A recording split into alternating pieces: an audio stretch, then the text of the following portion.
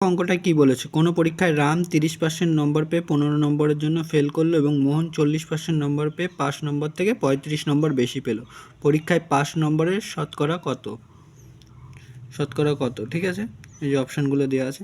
দেখো প্রথমে আমাদের কি করতে হবে, পার্সেন্টেন্সের গ্যাপ নিতে হবে। 30 আর 40 এর মধ্যে গ্যাপ কত? 10, মানে 10% সমান সমান কত হচ্ছে। দেখো এই দুটো নম্বর বলেছে, একটা হচ্ছে 15 নম্বর জন্য ফেল করলো, একটা বেশি পেলো। যদি এই একটা কম আর একটা বেশি থাকে তাহলে এই দুটোকে যোগ করে দিতে হবে।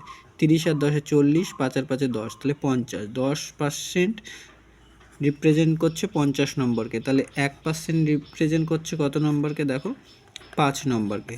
1% সমান সমান 5, ঠিক আছে। এবার দেখো 30% নম্বর পেয়ে 15 নম্বরের জন্য ফেল হলো। 30% নম্বর পেয়েছে, 15 নম্বরের জন্য ফেল করেছে। 15 নম্বর সমান সমান কত পার্সেন্ট বার করতে পারলেই আমাদের 5 নম্বর বেড়ে যাবে। 1% সমান সমান 5 নম্বর, হ্যাঁ।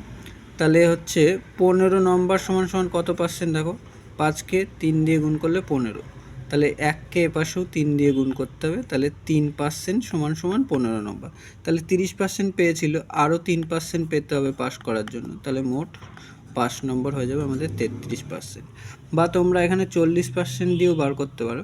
দেখো 40% হচ্ছে 5 নম্বর ছিল এবং 35 নম্বর বেশি পেয়েছে, তাহলে 1% সমান সমান যদি আমাদের 5 হয়, তাহলে 35 পেতে হলে কত পার্সেন্ট পেতে হবে? 7। 5 7 35, তাহলে 1% গুণ 7, তাহলে 7%।